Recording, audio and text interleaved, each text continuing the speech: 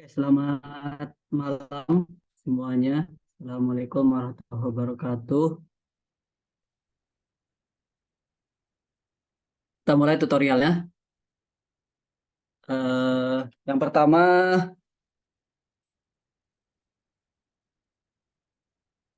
kita coba lihat dulu materinya. Ya mungkin kalian tidak ada yang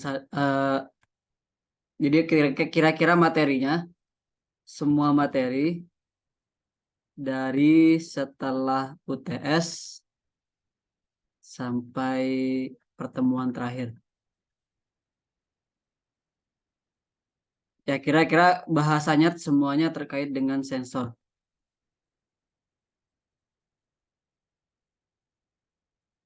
Terkait dengan sensor.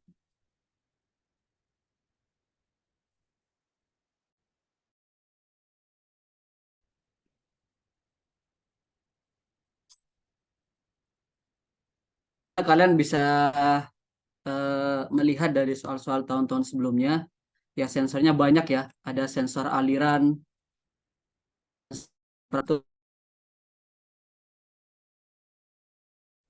sensor kecepatan, putar maupun lingkar. Jadi kalau ada suara yang putus-putus, bilang saja. Saya coba saya switch ke kartu yang satunya lagi. Bentar.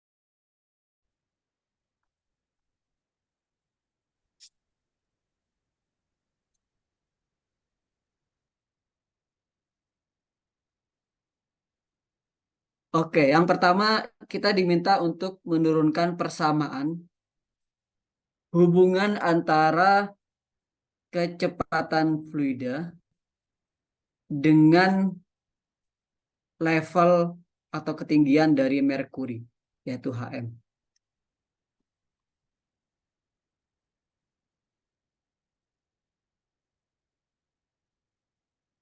Oke, kemudian, oke,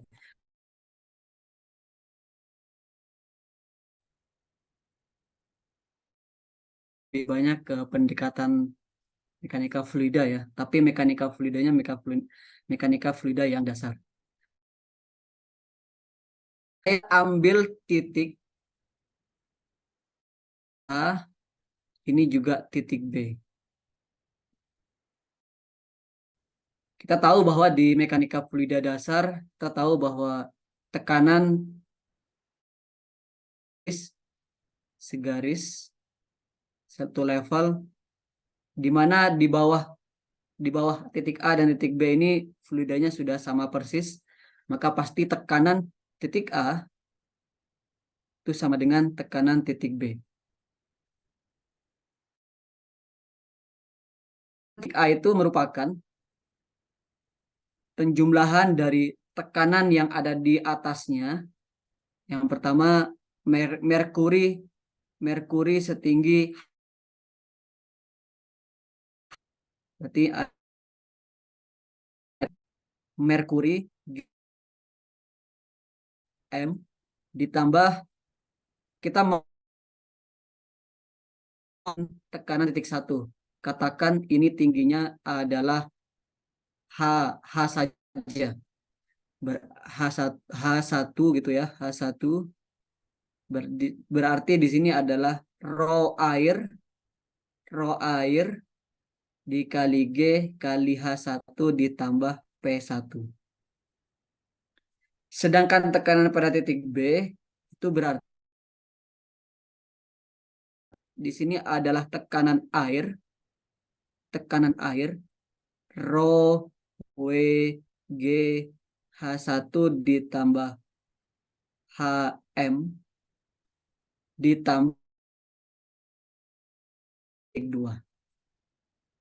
Oke, dari sini ada suku yang bisa kita hilangkan, yaitu suku rho G. Coba kita jabarkan dulu.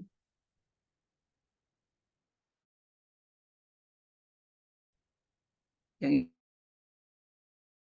GH1 ditambah HM ditambah P2. Oke, suku yang ini bisa sehingga G ditambah P1 sama dengan rho W G ditambah P. Oke, ini persamaannya. Sekarang selain persamaan ini, di sini masih ada variabel P1, variabel P2. Yang mana variabel ini tidak kita kemudian kita gunakan Bernoulli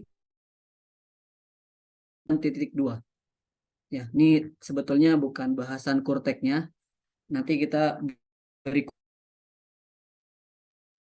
gunakan hukum Bernoulli equation di titik 1 dan titik 2. Maka pasti berlaku itu merupakan P1 ditambah energi W ya, maaf. Rho W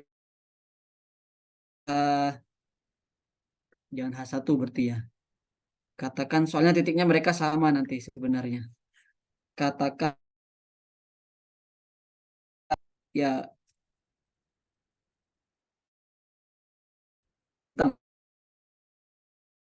dengan tekanan energi kinetiknya rho1 V1 kuadrat sama dengan P2 ditambah GH bintang, karena mereka berada di posisi yang sama, jadi nanti sama saja, setengah rho 2 kuadrat rho W V1 rho W V2. Oke, suku yang di sini bisa kita hilangkan sehingga tersisa P tambah setengah rho WV1 kuadrat ditambah P setengah rho WV2 kuadrat. Oke, di sini menarik bahwa dalam konsep Python cube kecepatan fluida di titik 2 karena dia di sini tekanannya tinggi dan kecepatan fluida yang ada di ujung sini itu 0. Artinya fluida yang ada di sini itu tidak bergerak.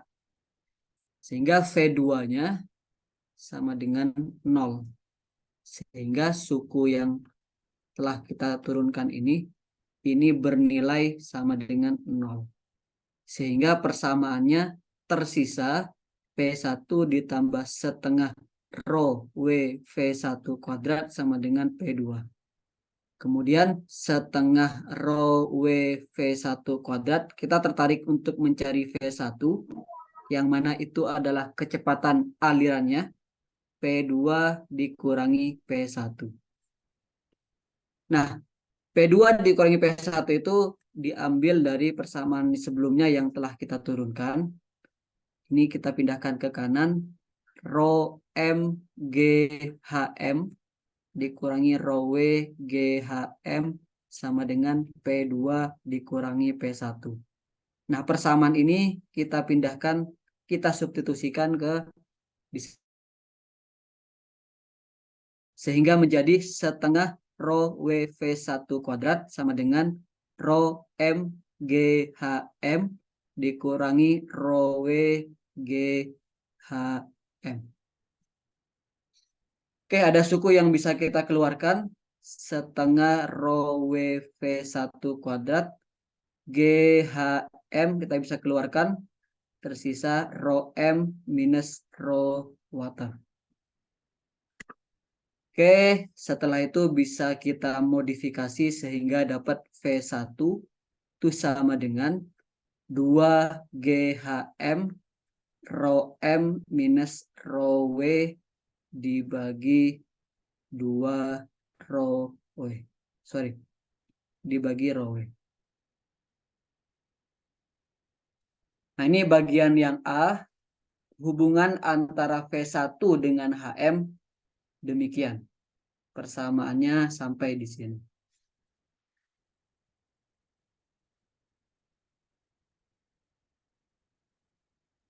Kalau tidak salah nih, tahun lalu sempat dijadikan kuis ya di kelas Pak Budi. Disuruh meminta untuk menurunkan kecepatan Python cube. Harusnya waktu itu banyak yang bisa. Kemudian sekarang ke bagian B, diminta untuk menghitung flow inside the pipe. Flow ya, artinya debit. Debit dari alirannya berapa dalam meter pangkat 3 per second. Oke, data-datanya demikian. 13.606 mm. Oke.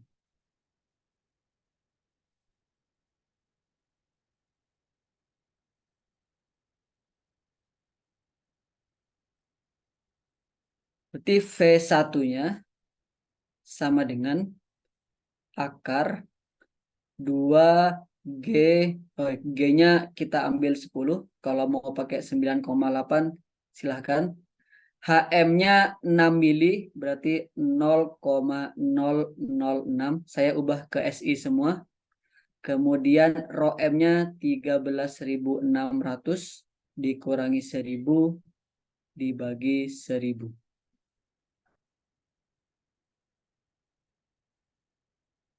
Oke, silakan dihitung kecepatannya berapa? 1,23 kan. 1,23 meter per second berarti ya. Oke. Yang diminta di soal itu kan sebetulnya yang diminta adalah debit. Nah, perlu diingat, ini ada yang menarik. Saya coba screenshot ulang. untuk yang bagian ini. Perlu diperhatikan bahwa V1 di sini itu bukan V1 rata-rata. Bukan. Tapi yang terjadi di sini, ini adalah V1 maksimum. Jadi yang kita ukur itu adalah V1. Kan pitot tube-nya itu dipasang di tengah. Nah, profil dari aliran itu di tengah itu adalah kecepatan maksimum. Nah, di sini terjadi, jadi ada dua kasus nanti. Yang pertama kita asumsikan alirannya itu laminar, kemudian yang kedua asumsinya alirannya turbulen. Nah, di sini ada persamaannya. Di sini udah ada tulisan laminar dan juga turbulen. Kalau bentuknya agak melonjong dia laminar, kemudian yang satu lagi yang turbulen. Oke, jadi ada dua cabang dalam pengerjaan soal ini. Yang pertama, jadi nanti sebetulnya dengan mengerjakan yang B, itu sudah mengcover bagian C dan bagian D. Karena kalau kita mau ngitung debit, yang mana debit itu adalah luas permukaan dikali dengan kecepatan, kecepatan yang dipakai ini adalah kecepatan rata-rata, average. Sementara kecepatan yang kita dapatkan itu adalah kecepatan maksimum yang ada di tengah. Jadi mau tidak mau, untuk mencari kecepatan yang average, itu ada dua cara. Yang pertama, saya tuliskan sebagai kasus 1, di mana asumsi kita adalah alirannya laminer. Laminer yang benar ya. Laminer. Maka V rata-ratanya sama dengan V1 kita bagi 2.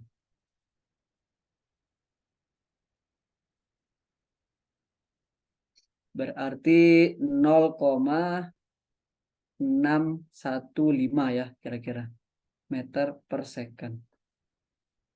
Kalau untuk yang bagian yang B, langsung kita bisa hitung Q sama dengan A dikali V average.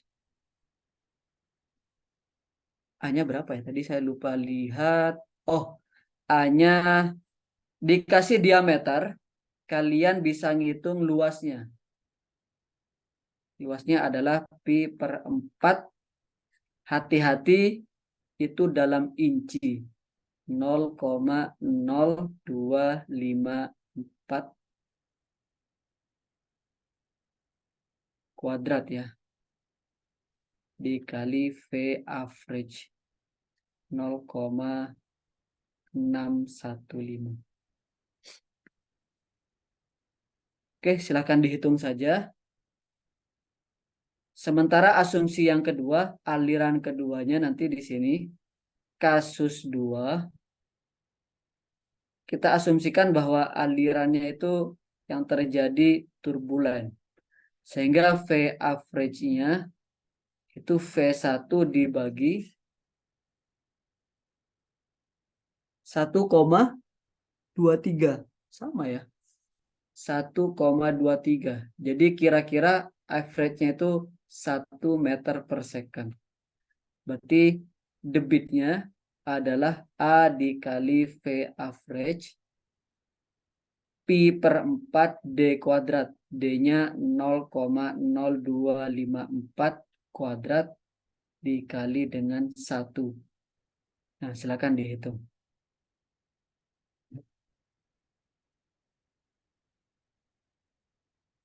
Sampai sini ada yang mau ditanyakan dulu? Tak mau nanya tak. Ya, silakan. Ah, kalau itu kan ada dua kasus ya. Kenapa? Itu kan harusnya dua kasus ya.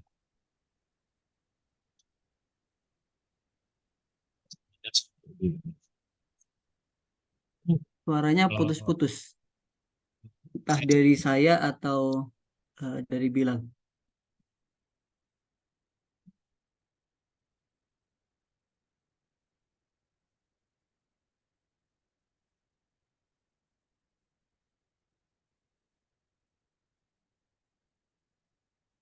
Suaranya mandem juga saya dengarnya. Oke, ya, berarti nggak saya saja ya. Tadi kenapa nggak bisa pakai V1 langsung? Nah, V1 itu kecepatan maksimum. Yang kita ukur kan V1-nya itu V yang terjadi di tengah-tengah pipa. Lihat V1. V1 itu posisinya di tengah sini. Nah, kalau lihat profil dari suatu aliran, di tengah itu adalah Vmax. Ini Vmax, ini juga Vmax. Sementara dalam perhitungan debit, itu yang kita gunakan, V-nya di sini itu dalam V rata-rata, bukan V maksimum. Itu kira-kira. Kak dicek dulu aja Reynolds-nya untuk menentukan laminar dan turbulennya. Nah, jadi sebetulnya kalau kita ngecek laminar dan turbulennya, Reynolds-nya kita cek di bagian B, sebetulnya bagian C sama D kita nggak perlu ngerjain lagi. Itu boleh. Tapi kalau mau dipisah B, C, dan D ya, kita jawabannya 2 untuk yang bagian B. Itu kira-kira siapa tadi? Titik ya namanya. Nah, itu kan kasus kan 2 kasus laminar dan turbulen. Apakah kita perlu buktikan dia laminar atau turbulen dulu dengan mencari V average? Oh, oke. Kenapa laminar dibagi 2 sementara turbulen dibagi 1,23? Itu cakupannya eh, mekanika fluida ya.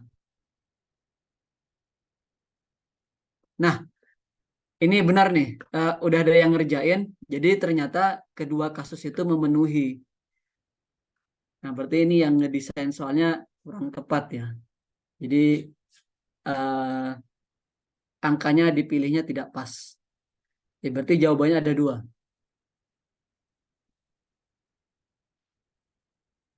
Kita coba lanjutkan dulu ya. Nanti saya balas yang di chat kembali. Sekarang kita cek nilai Reynolds-nya. Nilai Reynolds-nya sepertinya rumusnya juga diberikan. Rho V D dibagi viskositas ya.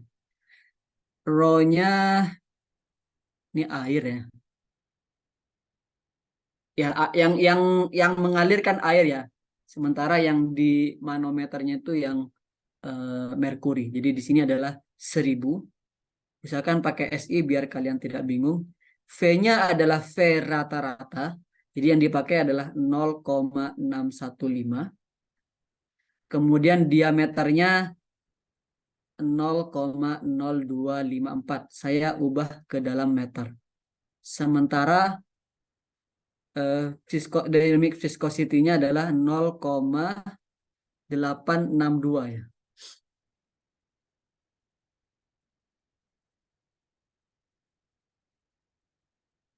Ya, 862. 862 salah berarti saya. Tapi dikali dengan 1/100 supaya satuannya jadi SI. Oke, ini setelah dihitung berapa ini dapatnya? Ada yang udah menghitung? 1000.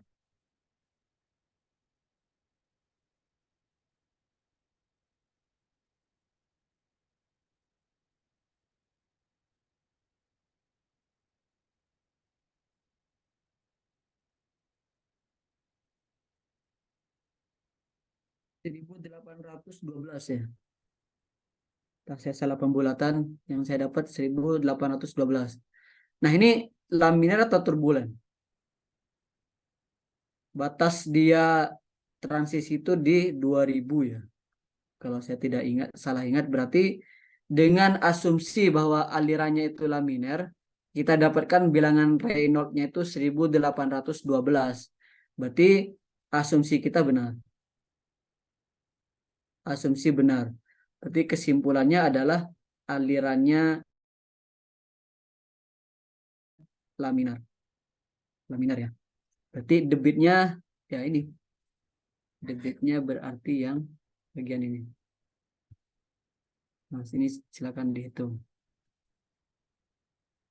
Sekarang kita cek yang kedua dulu. Yang kedua kita cek juga bagaimana hasilnya. Reynolds-nya adalah 1000, V-nya adalah 1, D-nya adalah 0,0254, kita bagi dengan 0,8862 kali 1/100.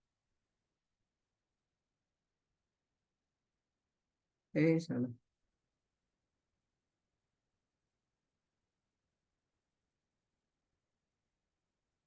2947 ya.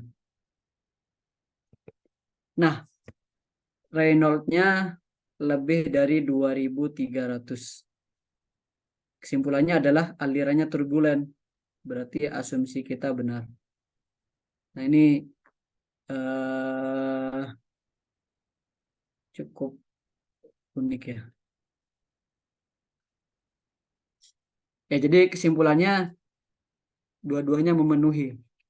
Nah, kalau ketemu seperti ini, ya kalian saja tulis saja dua-duanya seperti ini. Harusnya kalau di lapangannya tidak demikian ya.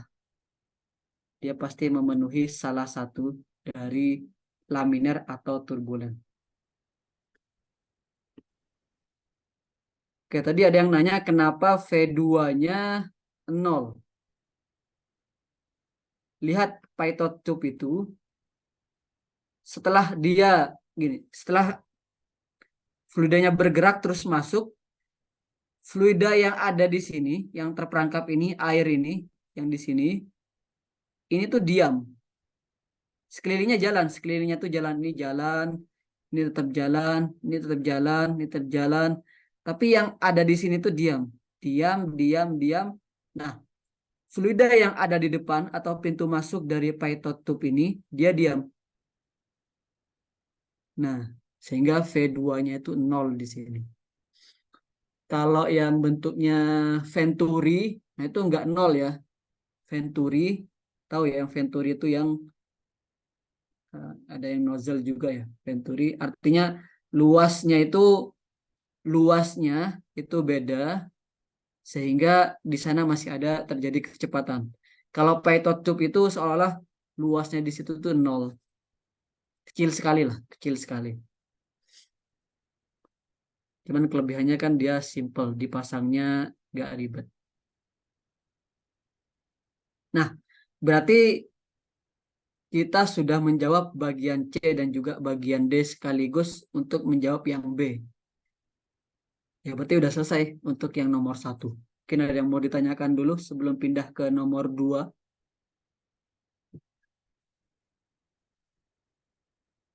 Kalau diasumsikan transien, kok transien? Boleh Kak, nanti kalau transien berarti dijadikan bilangan Reynolds-nya 2300.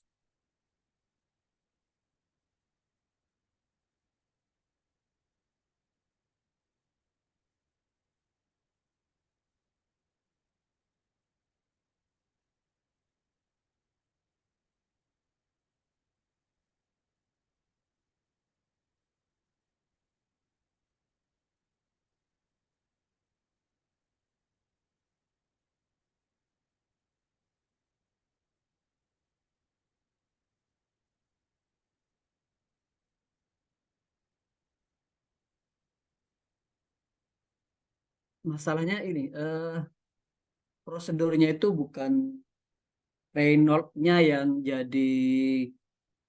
kita asumsikan itu bukan Reynolds-nya, tapi alirannya itu laminar atau turbulen. Kalau dari dua persamaan ini, kita kan mendapatkan nilai V1. Jadi angka yang fix itu adalah angka V1. Itu fix itu. Itu harus dipegang bahwa V1 atau kecepatan di tengah-tengahnya itu adalah 1,23 meter per second. Dari angka ini sebetulnya kita sudah bisa ngitung Reynolds-nya. Jangan dibalik, kalau misalkan Reynolds-nya yang kita tetapkan, Reynolds sama dengan rho V D dibagi mu. Kalau dibalik kan berarti kita Reynolds-nya kita anggap ada, kali dynamic viscosity dibagi rho dibagi D dapatnya V. Nah, masalahnya V-nya itu bukan parameter yang menjadi dependent, variabel, bukan. Tapi V-nya itu variabel yang independen. Dia merupakan hasil dari ketentuan di soal, di mana dia itu berpengaruh dengan dipengaruhi oleh ketinggian dari merkuri pada manometer. Jadi V1-nya tuh fix, nggak bisa diubah-ubah lagi. Mungkin itu maksudnya.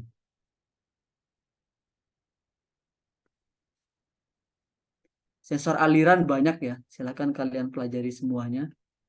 Ya, kita nggak tahu soal yang mana yang keluar.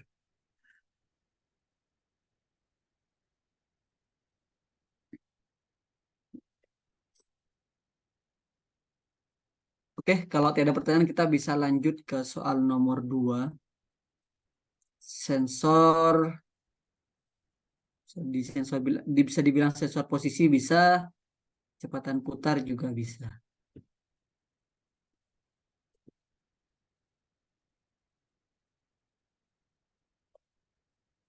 Oke, ini ada sensor encoder optik.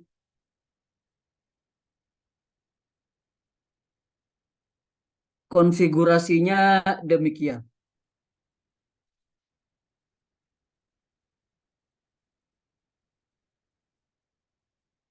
And a disk in which a single row holds met. Each detector produce a rectangular signal seperti yang dicontohkan di gambar. Jadi data ini tuh penting ya. Yang sekecil ini tuh sebenarnya kuncinya di sini nanti. Ini yang terbaca. Nah, optical ini incremental atau absolut?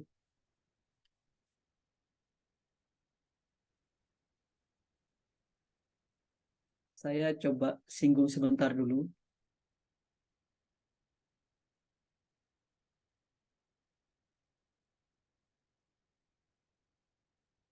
Mungkin bentuk ini kalian nggak familiar ya. Kalau di kelas kan bentuknya bulat. Kemudian di tengah-tengahnya nanti seperti ini.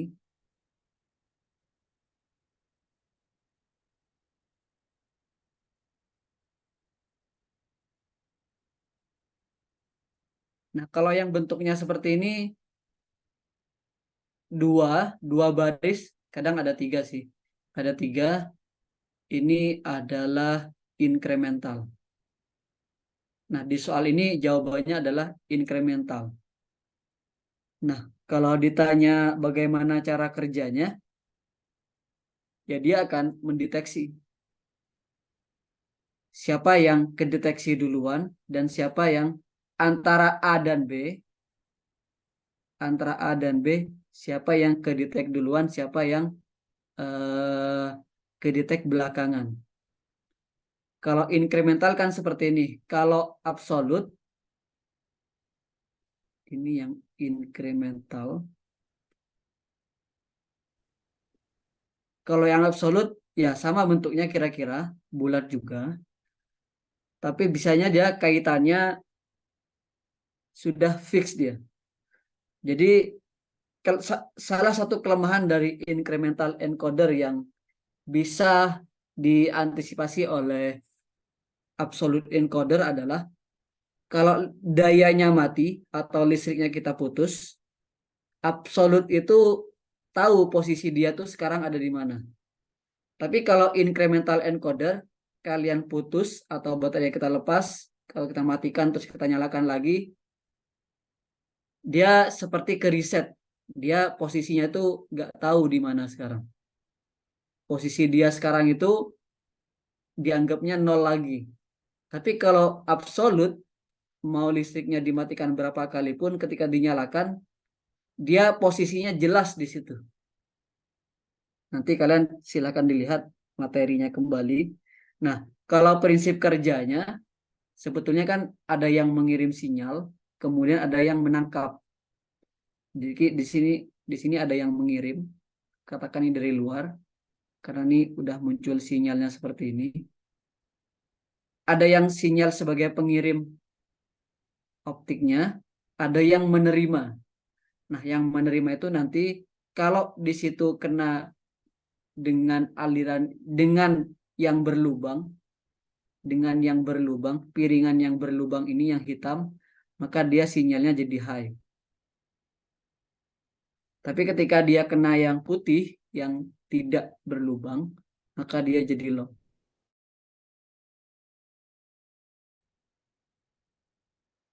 Ya, prinsip kerjanya seperti itu. Nanti dia akan mendeteksi putarannya berdasarkan sinyal yang diterima oleh A dan B, siapa yang terlebih dahulu.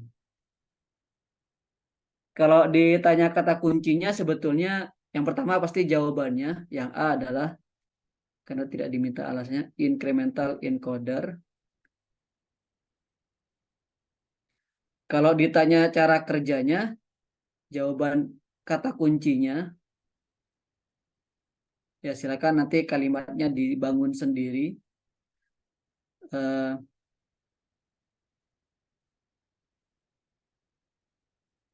ada optic source, ada source yang menembakkan cahaya, menembakkan optik.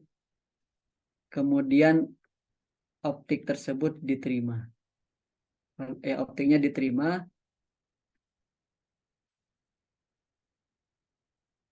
Ketika melewati lubang, maka ya sinyalnya jadi high. Sementara kalau dia melewati yang ini high, sementara kalau melewati yang hitam atau berlubang, dia jadi high. Tapi kalau melewati yang putih atau tidak berlubang, maka dia jadi low. Nanti kalimatnya dibangun ya. Sekarang ke bagian yang B. Jelaskan bagaimana cara mendeteksi arah putaran. Kalau bentuknya seperti ini,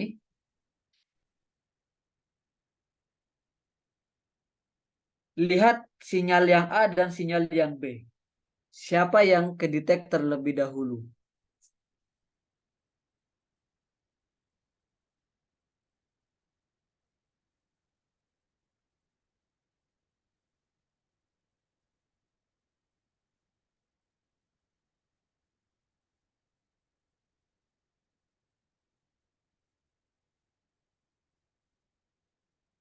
Yang B ya.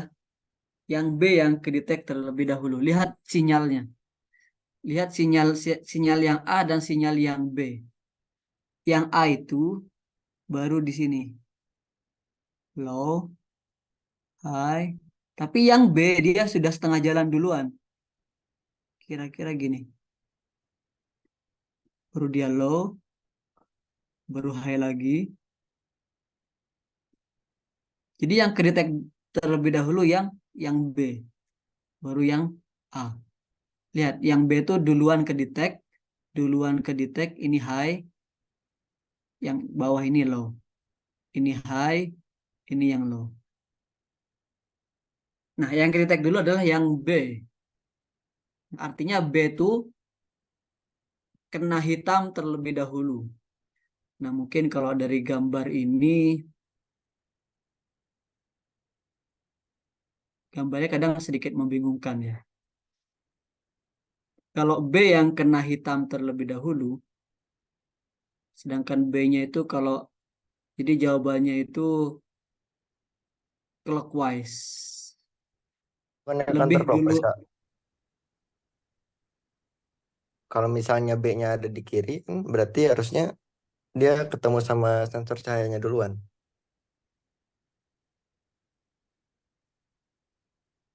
B-nya kena Kan duluan kan. kan Kalau sensornya ke B-nya kena belakang. duluan, nih, kalau putarannya kita anggap counterclockwise, counterclockwise, gini berarti ya. Putarnya gini ya, counterclockwise ya. Berarti kan ini lihat-lihat panahnya. Mungkin ini cukup membantu juga. A-nya kena duluan daripada B kan. kena yang hitam.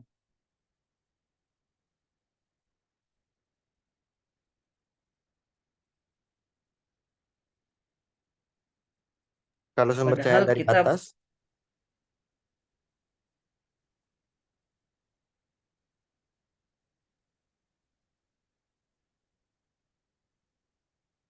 kan sumbernya sejajar sama lubangnya karena. sumbernya sejajar sama lubangnya. Mm-mm. A sama B-nya pun sejajar sama si sumbernya. Jadi kalau misalnya si kisinya itu dia eh, clockwise, harusnya kalau misalnya A ada di kanan, harusnya A dulu yang kena. Oh enggak, bukan posisi A dan B yang sejajar seperti ini ya. Kalau lihat dari sini, kalau misalkan dia clockwise, kalau kalau asumsinya Fahri kan berarti itu ya, artinya yang A akan kena duluan karena dia ada di sebelah kanan. Bukan gitu, tapi lihatnya itu siapa yang ngedetek hitam terlebih dahulu, apakah yang A atau yang B. Kalau saya asumsikan seperti ini, counter clockwise, A itu lebih dekat ke hitam ketimbang B. Artinya A akan aktif dulu, baru B. Kalau kalau encoder atau kalau kisinya ini bergeraknya counter clockwise, itu bisa ya, maksudnya dipahami nggak? Lihat panah yang A dengan panah yang B, yang A itu lebih dekat ke hitam daripada yang B untuk kasus saat ini. Kalau putarannya itu counter clockwise, artinya kan nggak match dengan sinyal yang ditunjukkan di mana B-nya lebih besar, lebih duluan daripada yang A. Sekarang kita coba asumsikan dulu dia kalau clockwise. Sekarang yang lebih dekat ke hitam itu yang B dibandingkan yang A. Yang A itu masih jauh ketemu hitamnya. Dan ini lebih make sense. Jadi jawabannya kalau menurut saya ini tuh clockwise. Tapi itu tuh sama Kak. Si sinyalnya tuh kalau high dia satu, kalau low dia nol. Atau untuk A sama B beda. Sama, sama. Saya bingung juga sih dengan angka 1 dan angka 0 di sini tuh maksudnya apa. Belum pernah nemukan juga sih sesoal yang ada angka 1 dan angka 0 di sini. Maksudnya apa.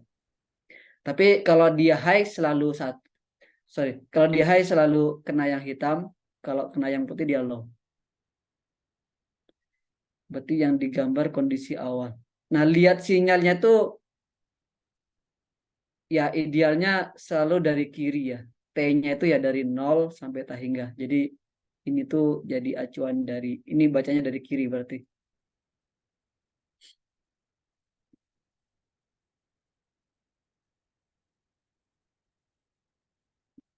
Kalau itu tuh hitamnya lubang atau bukan Kak?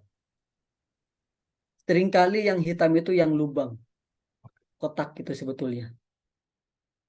Isinya itu yang di situ, lubangnya itu yang hitam. Seringkali ya.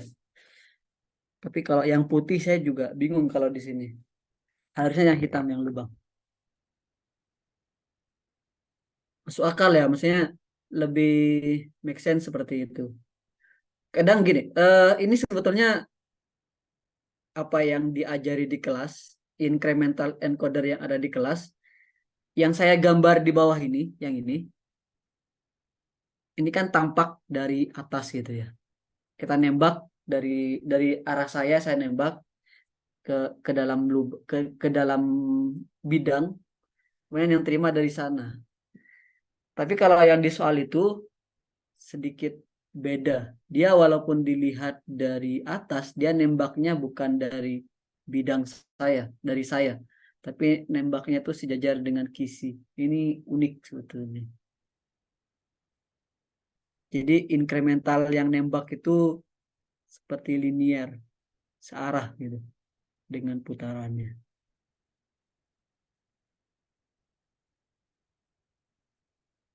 Jadi bukan karena B di kiri, A di kanan ya. Itu enggak ini, enggak masuk. Berarti yang digambar itu kondisi awal. Iya. Betul. Kalau counter A kena duluan.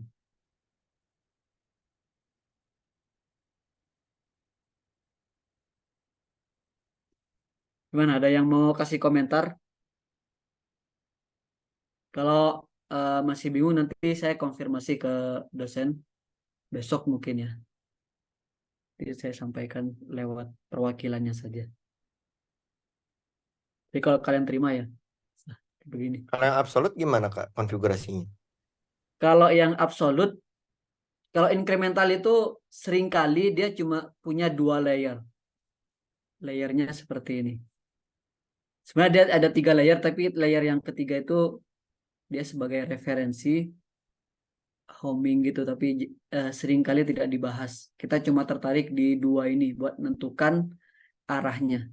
Kalau absolut, dia ada 4 layer, bahkan lebih. Tapi seringkali kalau diajarkan itu dia punya 4 layer. Kayaknya daripada saya gambar, saya tunjukkan slide-nya aja kali ya.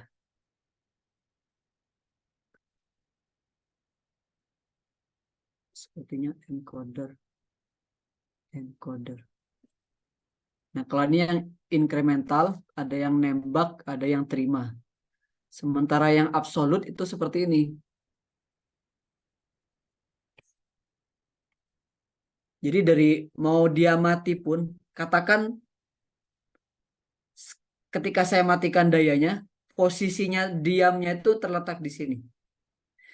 Ketika mati dan ketika nyalakan lagi, pasti posisinya di sini lagi. Nah, posisi ini tuh posisi absolut.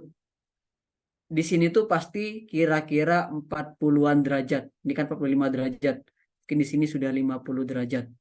Jadi ketika ini kelebihan utama dari absolute encoder adalah kalau dia listrik mati, dayanya mati, atau kita sengaja mati terus kemudian kita nyalakan, posisinya itu dari awal itu nggak berubah.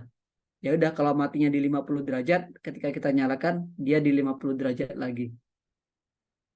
Hal yang unik adalah yang mungkin jadi tambahan pembahasan, yang banyak dikembangkan itu bukan tipe yang biner tapi tipe yang gray. Gray itu yang ada di sebelah kanan ini.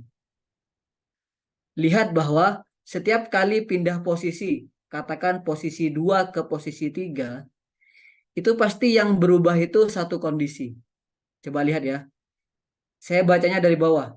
Gelap, gelap, terang, terang. Posisi 3, gelap, gelap, sama terang, gelap. Ada satu yang berubah. 3 dan 4, ini tambahan aja, tambahan. Ininya sama, posisi ininya sama, ini juga sama, ada satu yang berubah. 4 ke 5, yang dalam sama, yang tengah sama, yang tengah sama, yang di luar yang beda. Jadi setiap perpindahan posisi selalu ada satu yang berubah, tidak 2. Itu yang gray.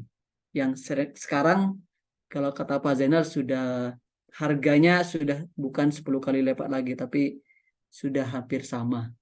Jadi kalau mau beli, beli aja yang absolut kalau buat kebutuhan. Kalau yang incremental si lubangnya dia ini ya sama semuanya. Ya, kalau incremental seperti ini. Jadi kalau misalkan listrik di posisi ini, ketika mati, dia di sini, tapi kita nggak punya referensi nol. Bayangkan aja ini tidak punya patokan di mana nol tuh di mana, 45 tuh di mana, 90 di mana tuh nggak ada dia.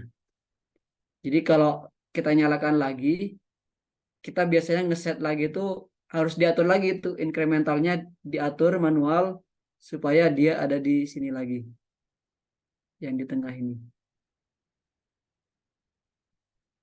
Jadi kalau listrik mati dinyalakan lagi, dia demikian.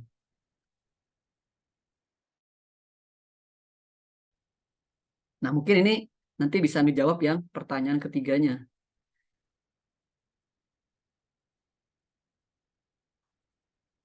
Oh, sebenarnya yang bagian B itu kalian nggak perlu ngedeteksi.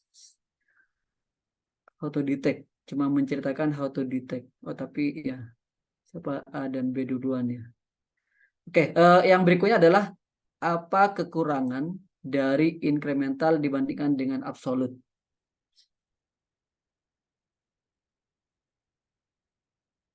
Tadi ya, utamanya itu yang tadi, bahwa kekurangannya adalah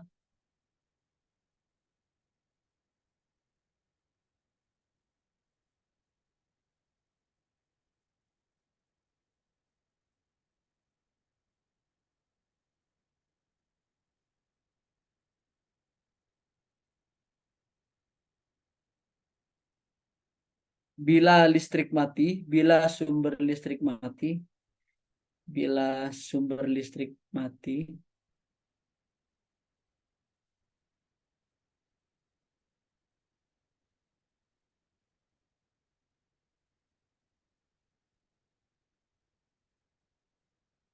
maka sudut referensi perlu disesuaikan lagi.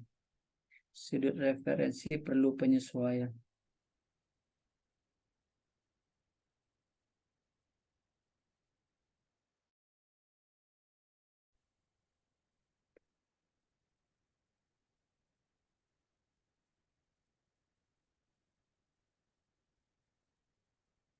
Kekurangan berikutnya itu yang kalau saya baca ya, dia pemrosesannya tuh lebih rumit katanya dibandingkan absolute encoder.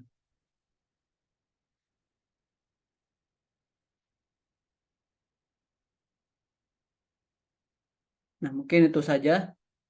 Kalau kelebihannya incremental itu bisa ditambahkan yang harganya lebih murah, kemudian lebih akurat, resolusinya lebih bagus untuk incremental. Mungkin itu. Ada yang mau ditanyakan sebelum pindah ke bagian yang berikutnya?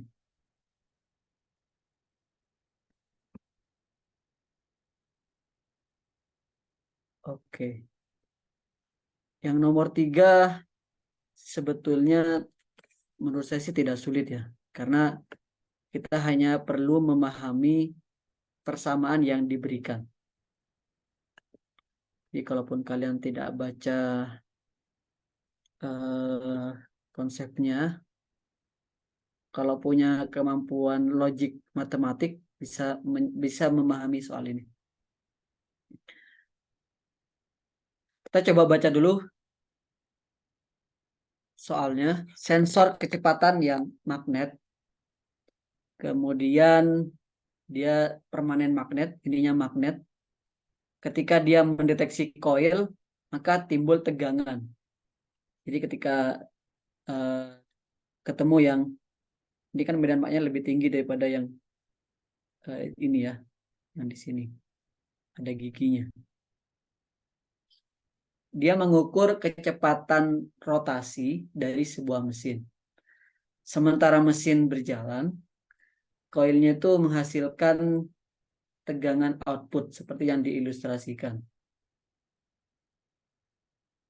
Persamaannya itu adalah V out sama dengan 2 kali V out sama dengan 2 kali 10 pangkat negatif 4 F plus 0,5. Di mana F adalah frekuensi dari V1 dalam Hertz. Dan V out adalah tegangan keluaran yang dihasilkan. Selama pengukuran, dapat bahwa V out-nya adalah 2,9. Itulah kecepatan mesin. V out-nya adalah 2,9. Sama dengan 2 kali 10 pangkat negatif 4 F ditambah 0,5. Silakan dikurangi, nanti ketemu 2,4 sama dengan 2 kali 10 pangkat negatif 4 F. Berarti 1,2, berarti F-nya sama dengan 12.000 Hertz. 12.000 Hertz.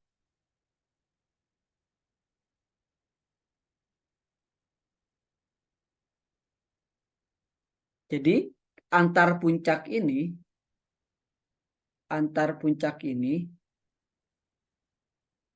nah, kalau ini kan antar puncak kan periode ya.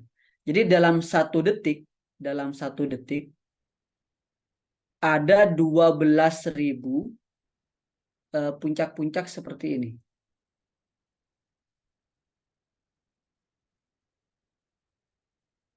Arti dari frekuensi kan itu ya. Arti dari frekuensi adalah banyak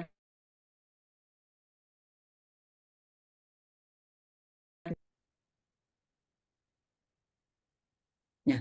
Kalau saya putus seperti ini gambarnya, dalam satu detik itu ada 12.000 seperti ini. Dalam satu detik ada 12.000 seperti ini. Berarti perlu diingat juga jumlah gerigi yang ada pada magnetik ini itu perlu dipertimbangkan. Di sini ada 1, 2, 3, 4, 5, 6, 7, 8, 9, 10, 11, 12. Satu putaran itu ada 12. Bayangkan kalian mendeteksi itu dalam satu detik ada 12.000 puncak. Berarti satu putaran itu setara dengan 1000 Hz. 1000 putaran dalam satu detik.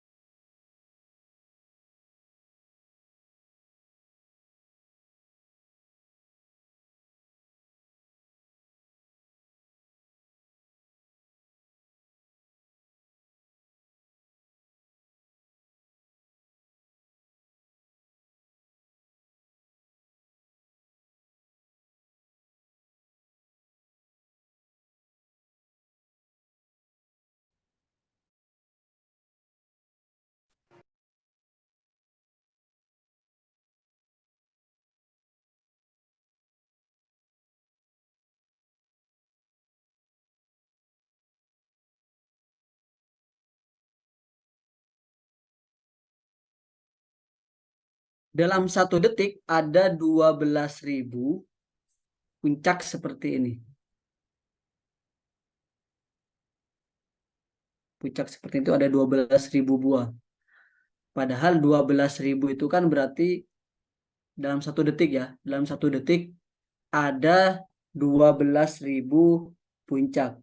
Sementara jumlah gerigi pada magnetik ini ada 12 buah. Berarti frekuensi putarannya adalah 12.000 dibagi 12. Nah, kesalahan di tahun lalu itu ada beberapa yang tidak atau lupa membagi dengan 12. Satu putaran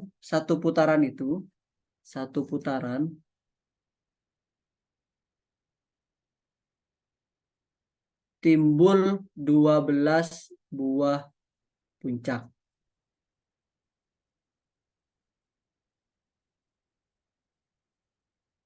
Sekarang kita tahu bahwa dalam satu putaran muncul 12.000 puncak. Kita punyanya 12.000 puncak. 12.000 puncak.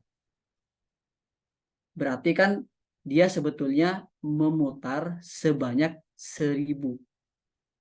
1.000 putaran dalam satu detik. Jadi kecepatannya adalah 1.000 putaran per detik. Sementara yang diminta adalah berapa putaran per menit. Berarti tinggal dikali 60 detik. dibagi 1 menit. Jadi jawabannya adalah 6.000 putaran per menit.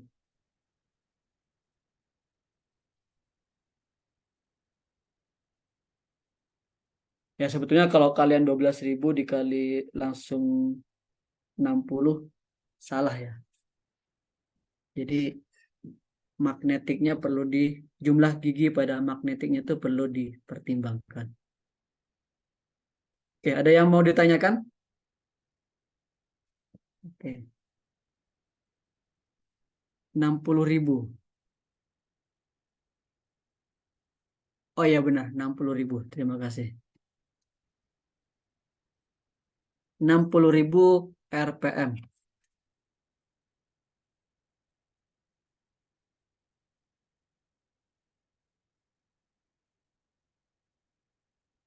Aman ya.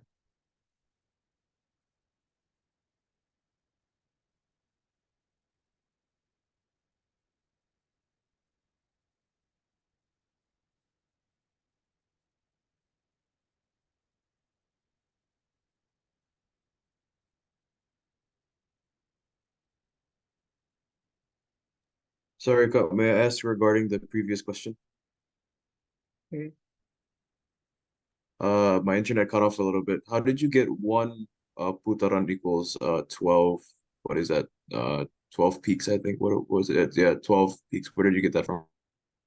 If I may ask. Jadi lihat magnetic speed sensornya, magnetik yang bagian ini.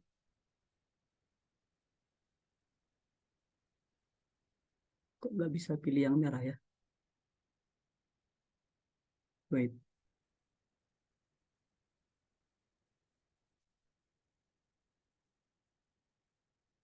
Oh, sorry.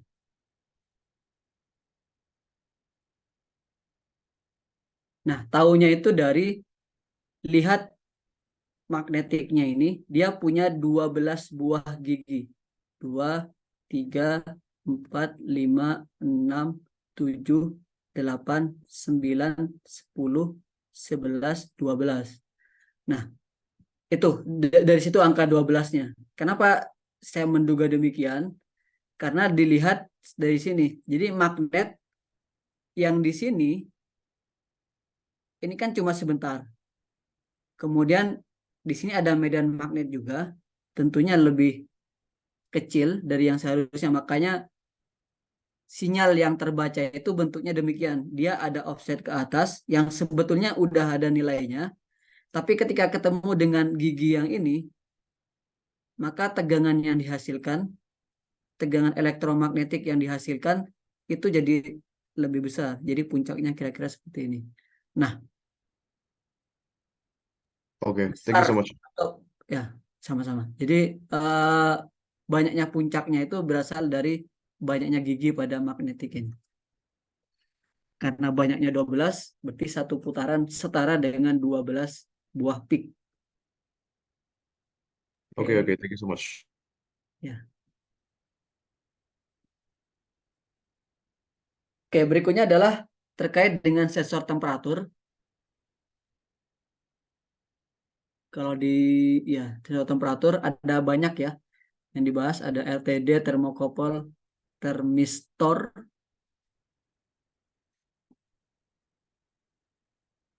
Ya, oke. Yang akan kita bahas adalah RTD sama termokouple.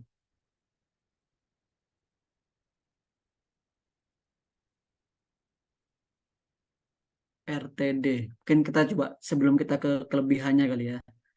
RTD itu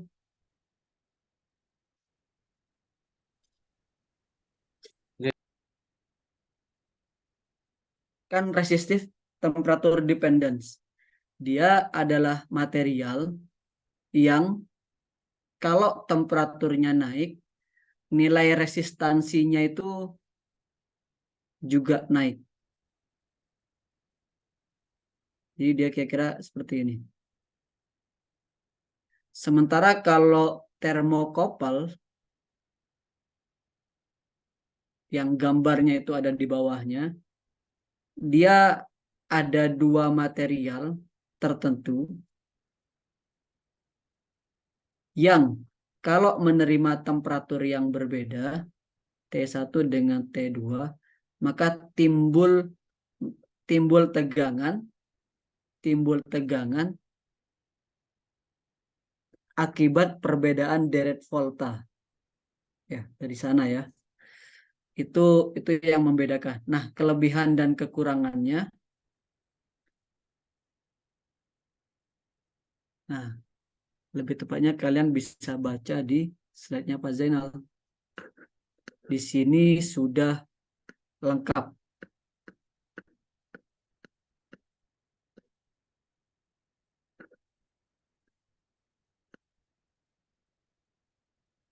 RTD itu seperti ini. Jadi ada material yang kalau temperaturnya berubah, maka ininya juga berubah, resistansinya berubah. Perlu diingat bahwa dia merupakan temperatur yang range-nya cukup luas. Dari minus 200 sampai hampir 500. Kelebihannya stabil dan akurat. Tapi harganya cukup mahal.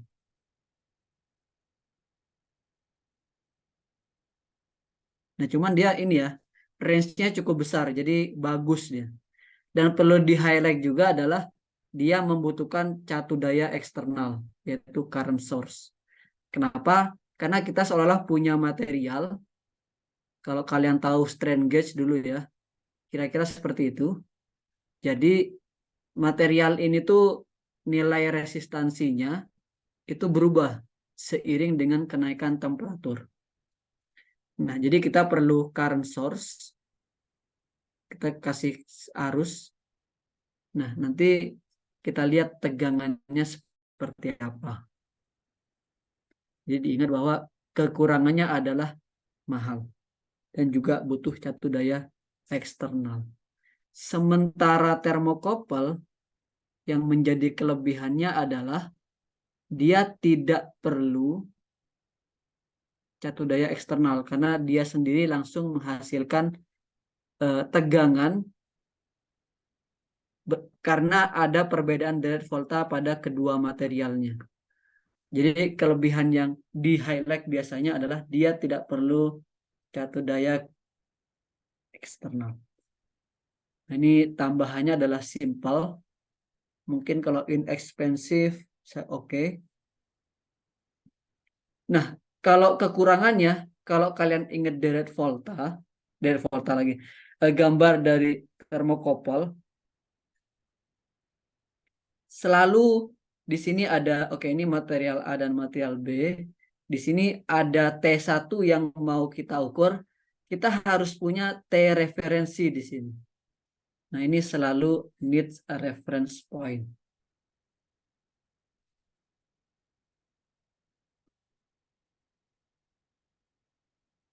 Oke, kalau dituliskan, katakan ini adalah RTD, ini adalah termokopel. Nanti yang termistor silakan dibaca ya. Kemudian ini adalah advantage. Yang ini adalah disadvantage.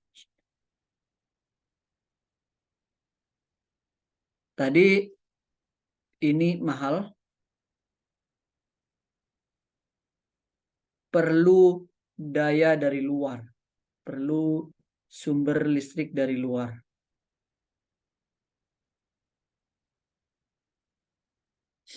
Sementara kelebihannya adalah akurat ya. Range-nya cukup luas dan tadi yang di highlight adalah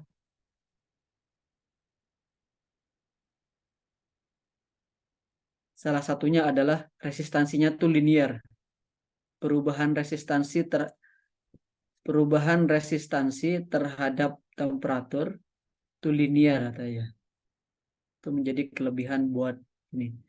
Sementara termokopel tidak perlu catu daya eksternal, tidak perlu sumber eksternal.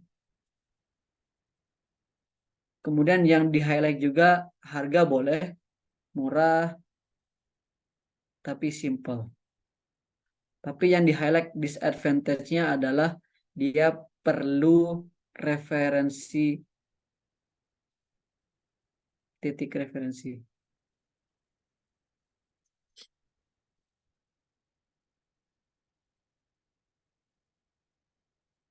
Oke, itu ya. Nah, yang B sudah kita jawab. What kind of signal conditioning element yang cocok untuk RTD dan thermocouple? Technical reason-nya yang tadi disebutkan bahwa kalau thermocouple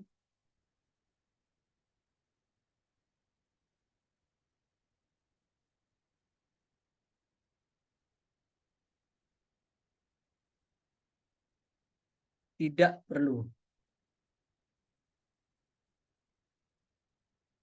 perlu sinyal conditioning keluaran.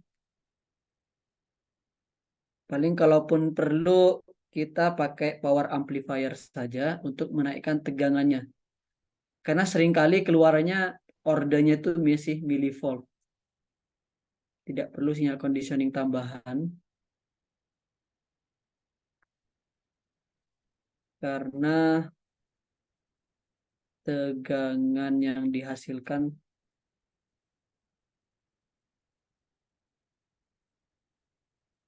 ya berdasarkan perbedaan nilai deret volta. Berdasarkan perbedaan nilai deret volta.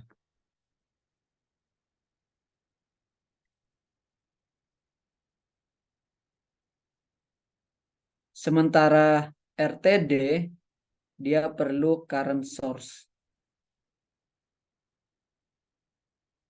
Nah, pendekatannya adalah karena si RTD itu adalah material yang dia nilai resistansinya itu berubah. Sehingga tegangannya itu bergantung dengan sumber arus. Saya lupa cara menggambar sumber arus itu seperti apa.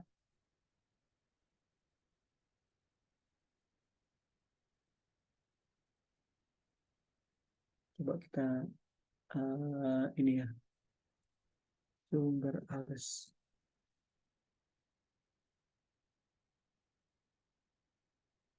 Current source.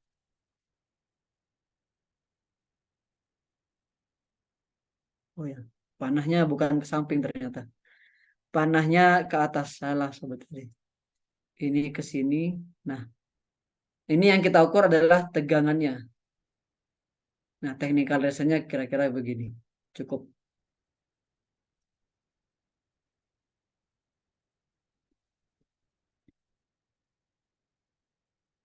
Oke, kita ke bagian yang C. Ada yang mau ditanyakan dulu? Sebelum kita ngitung yang bagian C.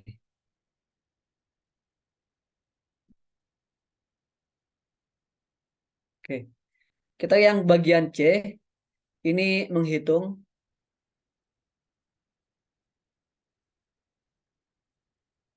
temperatur yang mau diukur berikut adalah sistem pengukuran temperatur.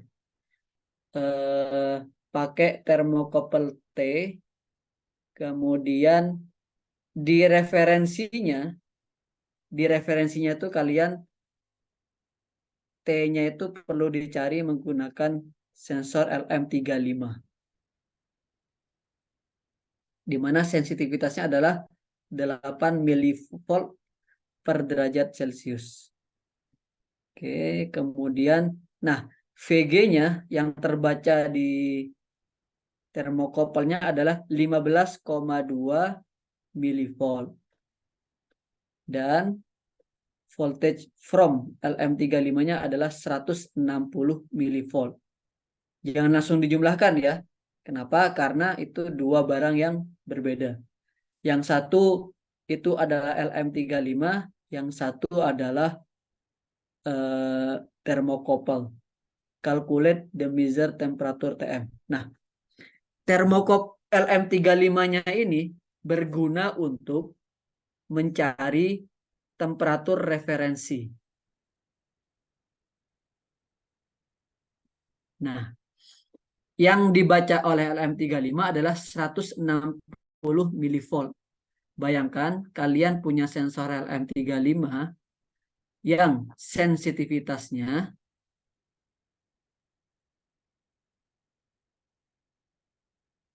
LM35 itu adalah 8 milivolt per derajat Celcius.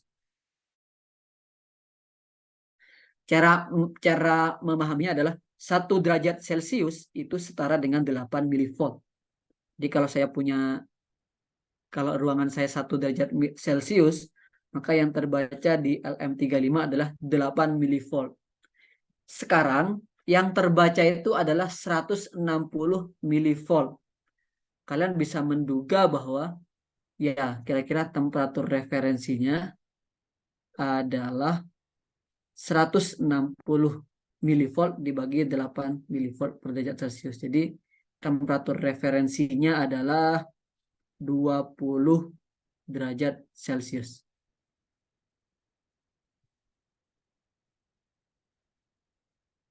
Oke, sekarang kita cukup ke termokopelnya. Jadi kita sekarang punya termokopel tipe T. Katakan T1, ini adalah T referensinya. T referensinya adalah 20 derajat Celcius. Ini yang mau kita ukur. Nah, sesuai dengan, kan kalau langsung, coba kita ke soalnya ya. Ini kan tipe T ya. Ini tipe T yang terbaca adalah 15,2. Ini cara bacanya 15,2. Kalian lihat yang 15,2. Ya, kira-kira di daerah 300-an ya.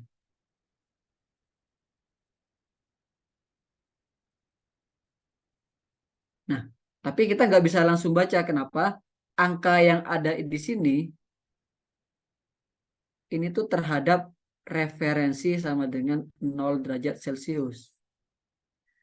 Jadi, kalau ada soal yang tidak dalam referensi 0 derajat Celcius, maka kita perlu gunakan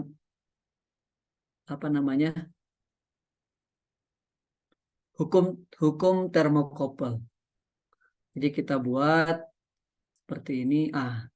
Ini ada beberapa cara ya. Kalau saya sih lebih suka yang seperti ini. Ini adalah 20, ini 0. Kemudian sama dengan T1, ini 0. Ada ya hukum yang seperti ini ya. Jadi hukumnya tuh kira-kira ini kalau T1, ini T2, ini material A dan material B, bisa kita pecah. Di sini T1, kita buat T3, ini A dan B tentunya. Ini kita bisa buat seperti ini. T3, T2, A dan B. Nah, ini yang saya lakukan. Saya ingin mencari temperatur T1, betul ya, terhadap 0 tentunya. Kenapa terhadap 0? Karena yang di tabel itu terhadap 0. Nah, saya akali bahwa kita buat T1 0, kita pecah T1 20 dan 20 ke 0. T1 20 itu sudah diberikan di soal, yaitu 15,2. 15,2. Sementara 20 ke 0 itu kita harus baca di tabel. 20 ke 0, 20 ke 0. Ini ya. Ini 20, 21, 22, 23, 24, 25, 26, 27, 28, 29, 30. Jadi kalau 20 berarti 0,79. 0,790 sama dengan ya ini. T1 0. Berapa itu?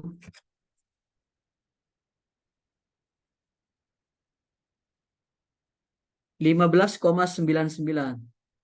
Nah, setelah ini kita cari 15,99 di tabel. Reference junction 0 derajat. 15,99. 15,99. Nah, dia ada di sini. Ada di antara ini. Nah, mungkin kalau ada yang nanya, perlu diinterpolasi enggak? Nah, tidak perlu seakurat itu ya. Kalian bisa jawab langsung 310,9. Berarti 319. Boleh. Langsung P1-nya kira-kira 319.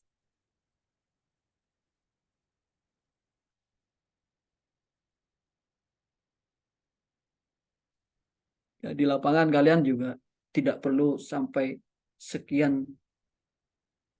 Jadi kira-kira 319 derajat Celcius. Ada yang mau ditanyakan?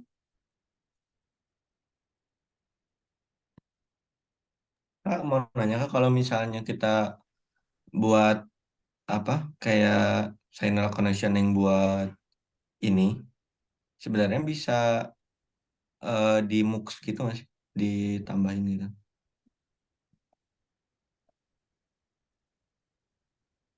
Soalnya yang Kondisinya. Bentar, gimana ya?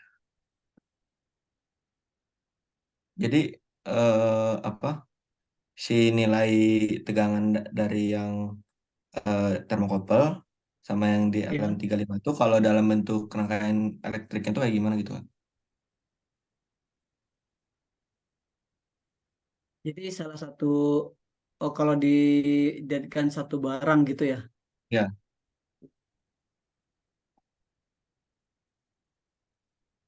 Sebetulnya kalau temperaturnya rendah ya ngapain kita pakai dua barang seperti ini. Sebenarnya cukup LM35.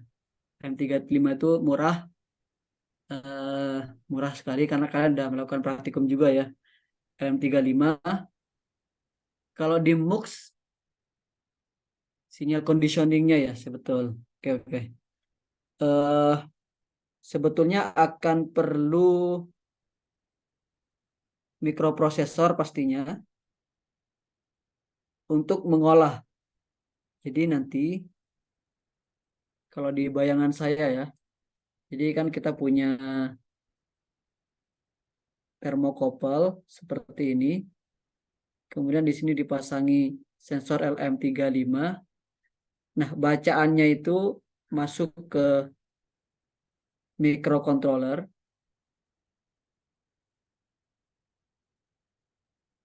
data processing. Yang ini juga masuk ke data processing. Nah, nanti di data processing ini akan kita microcontroller akan kita atur, kita logiknya kita atur, rumus-rumusnya kita atur, yang mungkin nanti ini dibagi dengan sensitivitas, kemudian ketemu temperatur, temperatur ini nanti akan diambil ke dalam tabel deret volta, tabel deret termokopel, kemudian dijumlahkan dengan pembacaan. Nah, artinya utamanya, aktor utamanya nanti di barang ini. Nah, ini nanti ke display. Kalau mau direkam silakan, tapi kalau mau ditampilkan langsung silakan juga. Ya paling nanti otaknya itu di microcontroller ini. kalau kayak gini gimana Kak? Misalnya eh,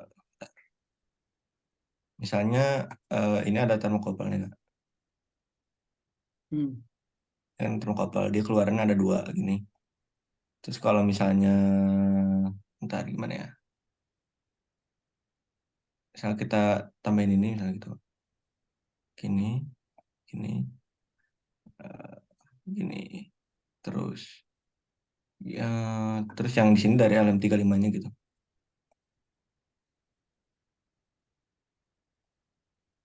Nah, terus nanti dia di mux itu Kak. Di sini plus gitu. Di sini juga di plus. Bisa nggak sih? Hmm,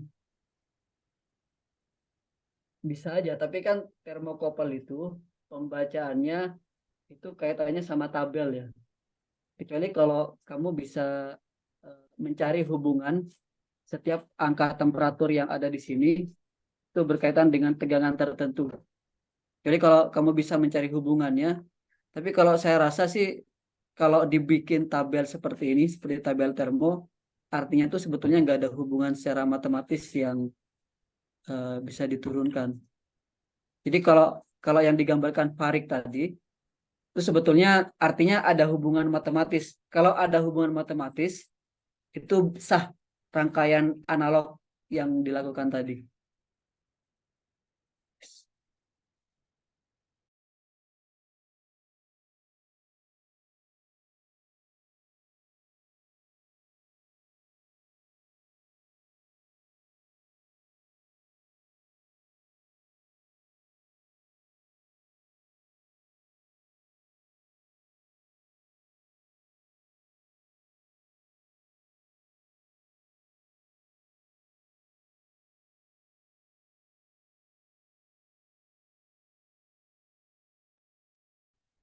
Kayak gitu ya, kira-kira Farik.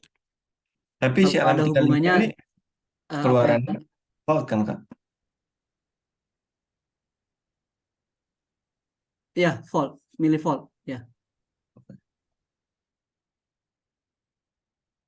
Tapi kan LM apa termokopelnya kan tidak milivolt, tapi kan milivoltnya itu harus dikonversi ke temperatur reference dulu. Lihat-lihat gambar yang tadi. Nah, termokopelnya itu dia sebetulnya seolah kayak sensor terpisah dengan si eh, termokopel. Kalau mau digabungkan, misalkan kita pengen nggak perlu nih ceritanya temperatur referensi lagi, kan itu ceritanya ya. Supaya jadi satu barang saja, namanya termokopel plus LM35. Saya rasa tidak bisa. Kenapa? Karena tugas dari LM35 itu kan sebenarnya untuk mengubah untuk mencari temperatur referensi. Temperatur referensi itu nanti dikonversi ke tegangan tertentu kan, seperti yang tadi saya kerjakan. Nah, pengkonversian itu nggak ada hubungan matematis, jadi sulit dibikin rangkaian analognya. Kalau mau kita pakai microcontroller, jadi nanti tabel itu kita masukkan ke microcontroller, suruh microcontroller yang mikir. Kalau mau di MUX seperti yang diusulkan tadi untuk thermocouple belum belum belum bisa Oke, makasih secara Kak. analog. Ya. Tadi 0,79 dapat dari mana? Nah, dari lihat bahwa hubungan dari termokopelnya itu saya pakainya hukum termokopel yang seperti ini. T1, T2 itu bisa dipecah jadi T1, T3 dan T3, T2. Nah, T120 itu diberikan di soal yaitu 15,2. Nah, angka 0,79 itu dari termokopel 20 ke 0. Kita balik ke tabel 20. Nah, ini 20. 0,79.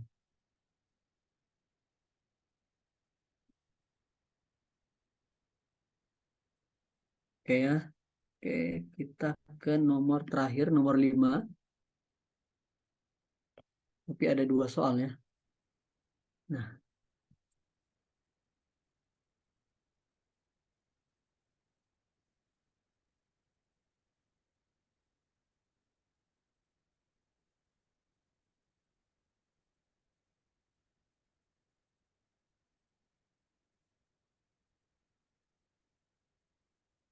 RTD itu jembatan Wheatstone.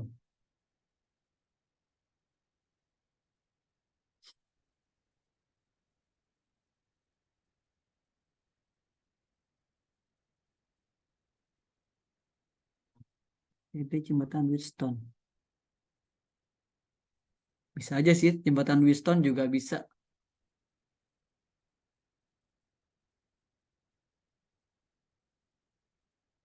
Termokopel. current source.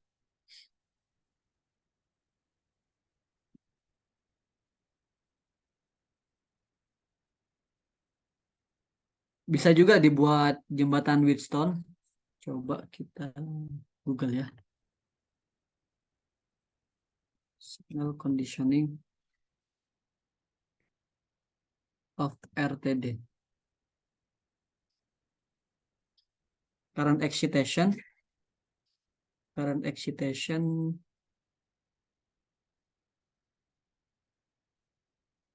Langsung dari website NI.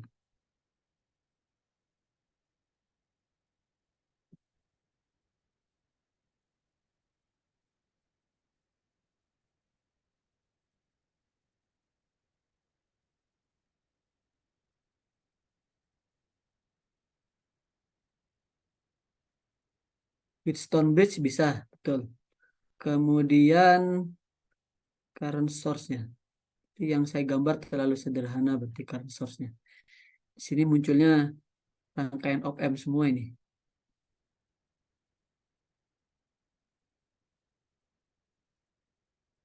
Tapi sebetulnya secara sederhana itu kira-kira kalau RTD itu material yang resistansinya tuh berubah, mirip dengan strain gauge ya.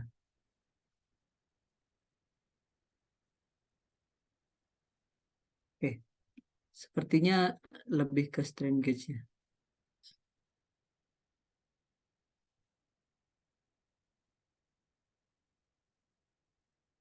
Sorry, Wheatstone Bridge.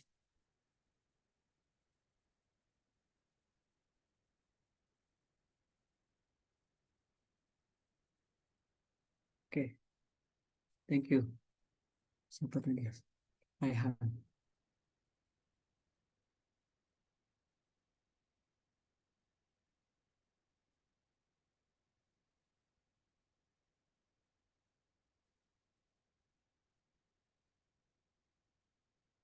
Oke, kita ke nomor 5. Di sini ada sensor akselerometer sudut. Seperti yang digambar. Dia terdiri dari potensiometer. Jadi di kiri ada potensiometer rotari, potensiometer berputar.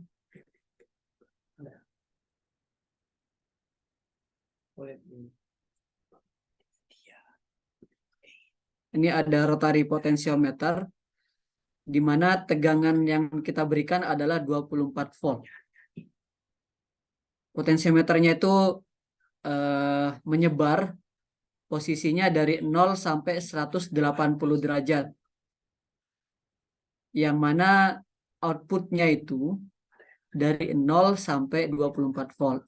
Jadi kira-kira kalau dia 0 derajat, 0 derajat setara dengan 0 derajat setara dengan 0 volt. Sementara nanti 180 derajat itu setara dengan 24 volt. Nanti hubungannya disesuaikan saja. Jika wipernya itu berosilasi dengan persamaan posisi sudutnya adalah 90 derajat plus 5 derajat sin 2 pt, sementara R-nya 2 kilo ohm dan C-nya 500 mikrofarad, carilah persamaan akselerasinya. Ya mungkin kalau kalian lihat bentuk ini udah mabuk duluan kali ya. Tapi kita coba pelan-pelan pahami. Yang pertama adalah ini persamaan tetanya. Kita konversi dulu ke tegangan keluaran dalam bentuk voltase. Karena persamaan yang diminta acceleration outputnya itu pastinya dalam tegangan ya. Nah, ini kaitannya dengan pengukuran teknik. Oke, hubungannya kalau 0 derajat itu 0 volt, kalau 180 derajat 24 volt. Berarti hubungannya nanti ya tinggal pengali saja ya. Berarti kan sensitivitasnya kebetulan ini tidak ada offset jadi enak. 24 dikurangi 0 dibagi 180 derajat dikurangi 0 derajat. Berapa itu? 2/15 alias 0,133. 0,133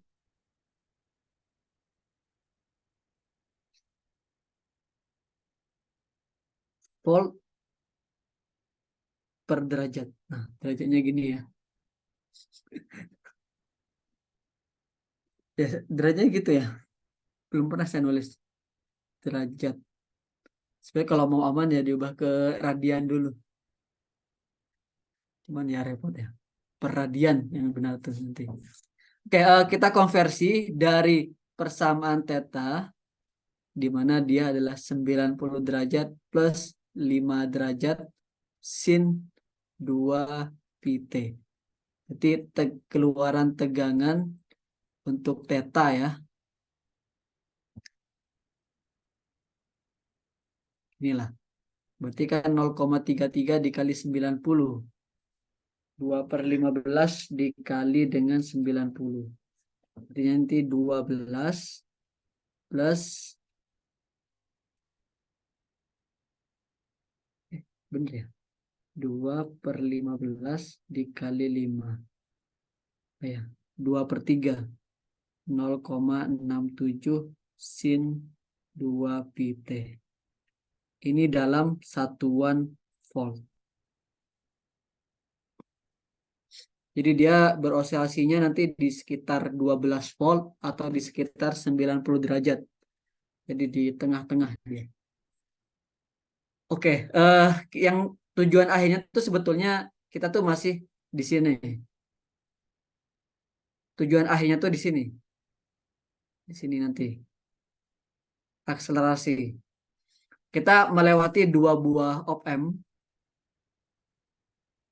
Yang bagian ini. Ini sebetulnya nanti saya coba kasih tahu yang lebih sederhana ya. Tapi kita coba yang rumitnya dulu. Jadi seolah-olah kalian punya op-amp seperti ini, inverting. Di sininya adalah kapasitor. Ini sedikit review dengan materi DINSYS. Kalian sudah belajar op-amp di materi DINSYS. Masih ingat? Ini V theta. Atau kalau mau gampang, kita sebut dengan V-in dulu saja. Ini juga sebagai V-out-nya nanti. Nah, hubungannya seperti apa? Ada yang masih ingat cara ngerjainnya seperti apa? Dari Z-nya dulu, Kak. Ya, betul. Kita ubah ke Z ya. Oke, ini enaknya kita ubah ke Z, berarti jadinya ZC ya. Kita nyebutnya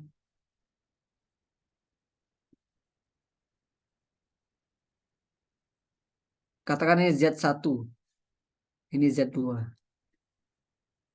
Nah, Z2 itu sama dengan R, sementara Z1-nya adalah 1/CS. Oke. Nah, caranya adalah I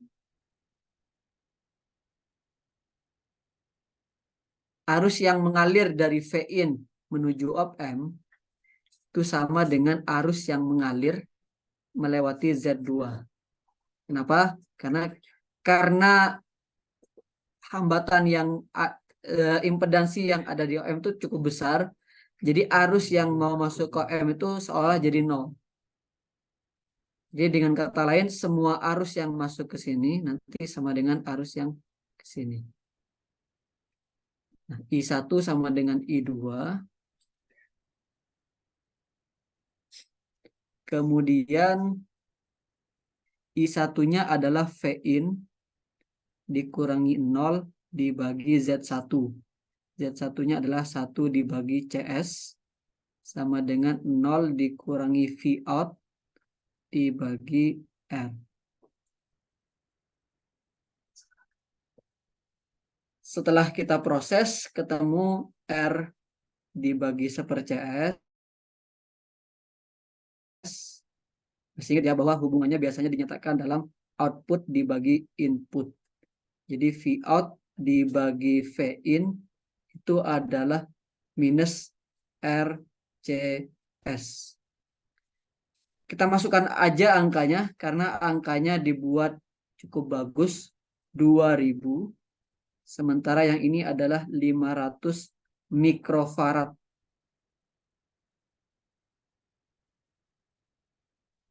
Jadi ternyata V out dibagi V in, fungsi transfernya adalah minus S.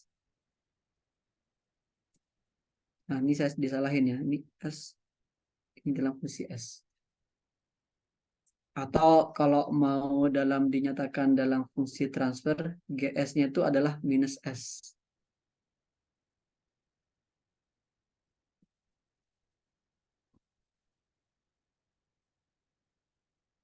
Nah, kalau fungsi transfer nanti kita ubah.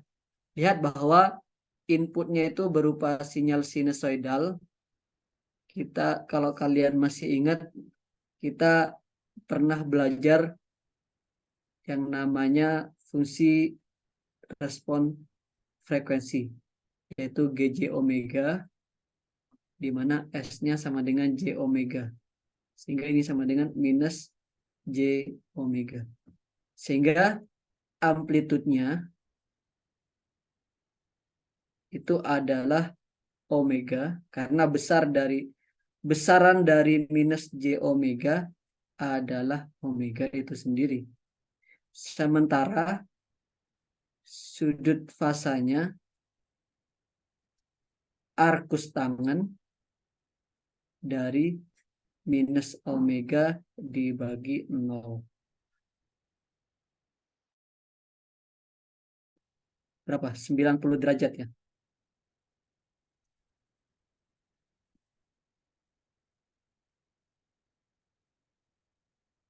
Jadi magnitudnya omega, sementara ininya adalah 90 derajat.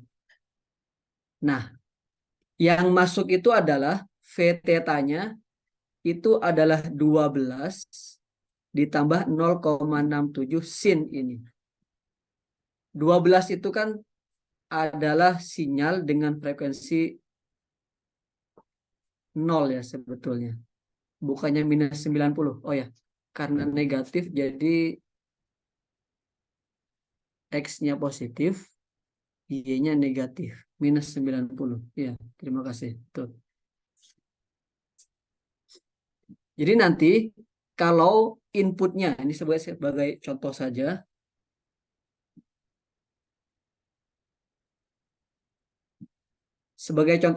kalau inputnya katakan 5 kali sin 1T, maka responnya, kalau kalian masih ingat di DINSYS, responnya adalah 5 dikali omega, di mana omeganya saat ini adalah 1, 5 dikali 1, dikali sin 1T minus 90 derajat.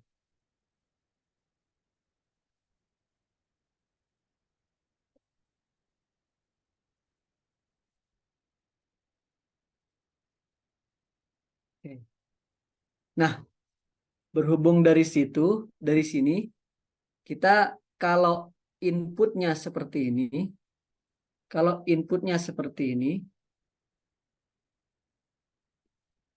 nah 12 itu kan DC ya, sinyal dengan frekuensinya itu 0. Jadi karena DC offset sinyal frekuensinya 0, jadi omeganya itu 0. Jadi VT kecepatan, kalau udah diturunkan jadi percepatan, di sini disebutkan bahwa velocity, tapi terinvert dia.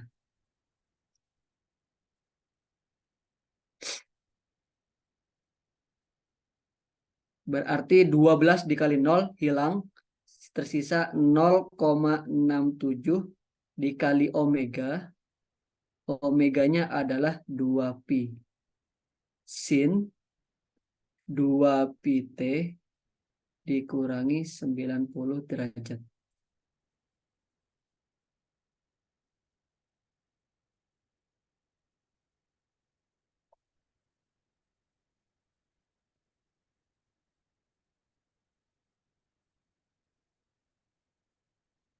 Sementara kalau saya turunkan lagi, ini kan sebetulnya first differentiator dengan second differentiator kan sama. Berarti V untuk percepatannya itu ya kita turunkan lagi aja 0,67 kali 2pi dikali omega lagi yaitu 2pi sin 2pi T dikurangi 90 dikurangi 90 minus 180 derajat.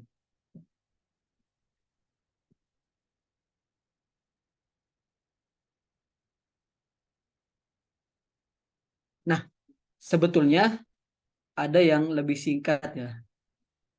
Di sini ya setelah kalian cek nilai RC-nya, sebetulnya ini bisa langsung diturunkan saja.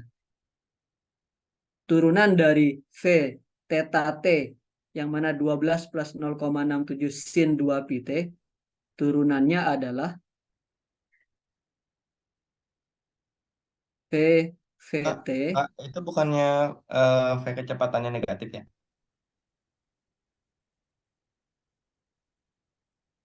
Ya, negatif betul. Jadi nanti gini, coba kita bandingkan sama turunan yang langsung ya. 0,67. Yang pertama 12 kalau diturunkan jadi 0 ya. Karena dia DC 12 konstanta. Jadi ini 0,67 dikali omeganya cos 2 pi T.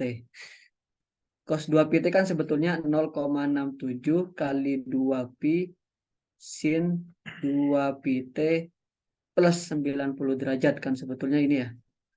Nah ini kalau dibandingkan dengan turunan yang aslinya, turunan yang ini tuh sebetulnya negatifnya.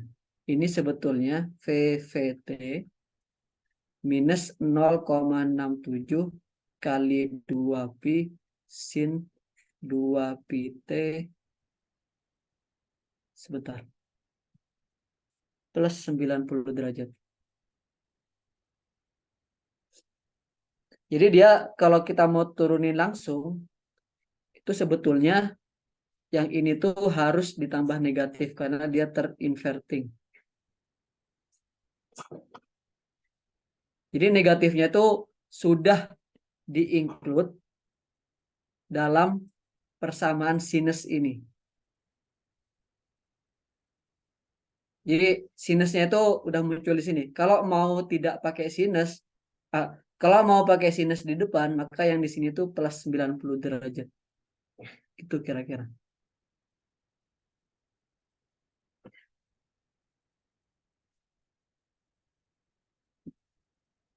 Nah, kalau mau cara yang cepat, ya cara yang benar, memang kita harus turunkan GS-nya seperti ini. Takutnya nilai R dan nilai C-nya itu tidak sama dengan 1. Tapi kalau untuk yang demikian, ketika RC sama dengan 1, kita bisa turunkan langsung sebetulnya. Kita turunkan langsung seperti ini, tapi jangan lupa bahwa ini perlu dikasih tanda negatif. Supaya hasilnya benar. Jadi jawabannya untuk yang